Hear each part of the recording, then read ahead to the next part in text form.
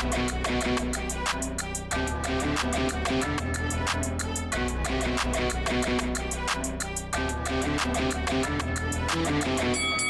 guys, welcome to Boxing Squared for boxing news and views from around the internet. And another heavyweight news and notes mashup video today, starting with the rematch between Oleksandr Usyk, the unified champion, and the beaten Anthony Joshua, who will look to face off in July. So Eddie Hearn telling the DAZN boxing show that they're in final negotiations with sites in the Middle East and also the UK.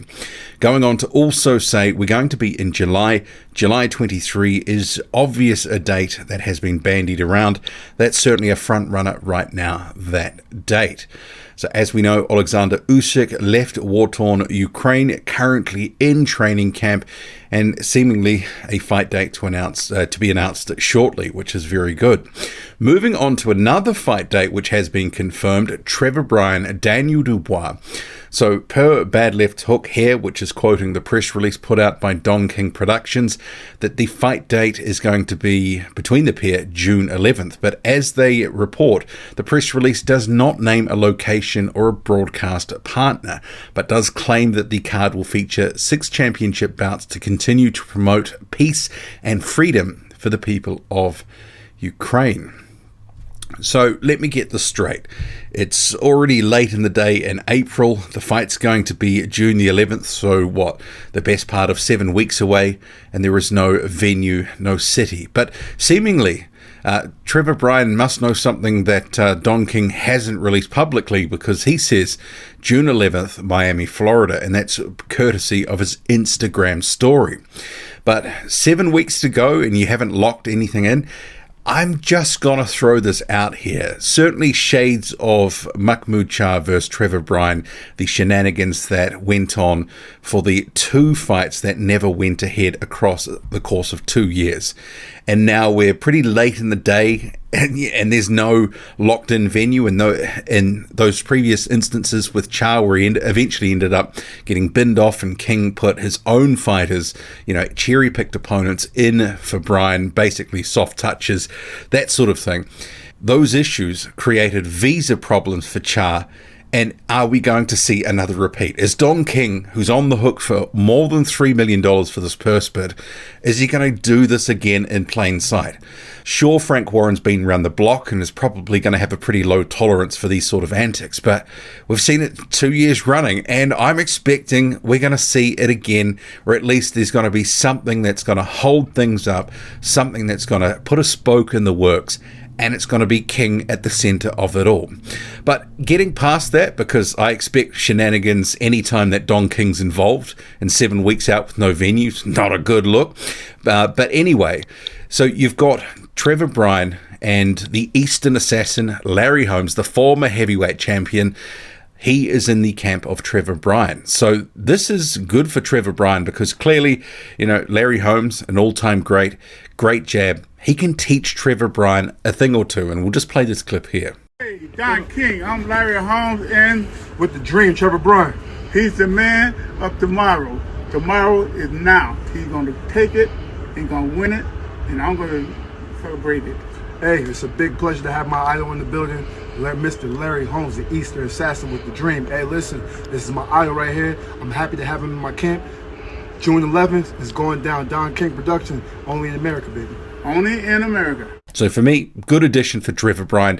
And I also thought, in a rare sort of clip where he's uploaded to his social media of him training, he actually does look like he is sort of trimming down. And for a guy in Trevor Bryan who, for his past couple of fights, has been in the high 260s, which is way above where he should be for a guy who's, 6'3", 6'4", it's in his interest to come in better shape for Daniel Dubois, who you know is going to be somewhere around 240 to 245 pounds and ready for Trevor Bryan in shape. Bryan can't afford to be carrying excess rubble that's going to really sort of do no benefit and be of any advantage to him. So it looks like he is whipping himself into better condition, which is good to see. And just of Trevor Bryan reacting, so on Instagram story, reacted to Tyson Fury in terms of the press conference, that sort of stuff, saying motivational speech from Tyson Fury after he KO'd Dillian Whyte. That man just spoke all facts right here. Respect to at Tyson Fury. Almost time to face at Trevor Bryan Jr. I kind of think that at the moment he's kind of in the queue behind Never and Delusion. That he's probably the third cab off the rank to get a fight with Tyson Fury behind Never and Delusion. So Trevor Bryan is just nowhere near a fight with Tyson Fury. Let's be realistic. The WBC president, Mauricio Suleiman, has told Sky Sports, and as re-reported here on BoxingScene.com, that Deontay Wilder, the former WBC champion, is taking it easy. He's weighing up his plans for the future. He had a very busy reign as a champion, 2 knockout losses to Fury. Difficult, but he's matured and he's doing very well. He's having a good time with his wife and he's enjoying life, and I'm sure he'll be back. He's one of those fighters that you rarely see in the ring that has the ability to knock someone out with one punch, and he's had many exciting fights. He's a great fighter and a great person. Lucas Browne is going to be joining Justis Huni as Justis Huni prepares for his upcoming fight with Joe Goodall, which we'll touch in a moment. So Browne going to spar Justis Huni. So here's the clip from Browne discussing that. Very, very thankful that I'm going to be joining the Huni camp, Justis Huni in Queensland. We've got a week or so of like solid sparring. There's a couple other people coming down. Ukrainian fella, Julius Long, and a few others as well. So very happy, very excited about heading over to Queensland, get some great sparring in. He'll be fighting Joe Goodall. I'll be fighting Junior Farr, June 4.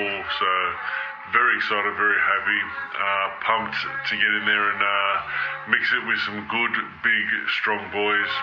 Can't wait. So I guess I would say my hope is that Justis Huni takes it a bit easy on him, because Lucas Browne at this point is somewhat damaged goods, and we've heard he's certainly been hurt in sparring before. His trip to the UK a few years ago, Derek Chisora beat him up in sparring, so hopefully Justis Huni, the Australian heavyweight champion, who's a man on the rise and certainly I think could do damage to Browne, hopefully he doesn't do too much damage to him. But on that fight, Justis Huni facing undefeated Joe Goodall, so both these guys undefeated at this point, collectively about 14-15 fights between them. And you'll see here this promo, which I find very confusing: undefeated, undisputed. A little bit bizarre, to me at least. But these guys fighting in June. And last week there was a little bit of media. The two came face to face. This fight is going to be on main event. So from this point out, at least in Australia, Justis Huni is going to be a pay-per-view fighter by the looks of it. So certainly Huni a favourite for that one. Goodall, he's decent, but I think Huni just has the class and calibre where he's a level or two above. And I think he just always will be. But it'll be interesting with Joe Goodall to see what sort of improvements come, given that he's been training recently with Kevin Barry in Las Vegas. And another rising prospect set to be in the ring in June, the Olympic gold medalist Bakhodir Jalolov, so set to face Jack Mulaway, as reported by Dan Rafael. That's going to be on a Showbox card June 10. So this news a few days old, but I haven't done one of these sorts of videos in about a week, so I thought I'd just sneak this in here before it got too much moss on it. And actually, I don't mind this fight. I think Big Jack Mulaway is actually a decent opponent, very durable. He's gone rounds with the likes of Frank Sanchez. He knocked out unbeaten Abdi Dovtaev in 2021. And I think this is a small step up from Kamil Sokolowski, although Mulaway doesn't really have the profile that Sokolowski has with the boxing community. Obviously, Sokolowski facing all sorts of prospects on the UK scene. And rounding up this heavyweight news and notes video, so Steve Robinson continuing to train as he prepares for a return to the ring. He thinks it's coming in May, which should be on a Sky and Boxer card. So showing off some apparel that he's been training in. What do you make of it all? Drop a comment, loud and often. Hit like, hit subscribe, follow me on Twitter, boxing_squared. I'm out.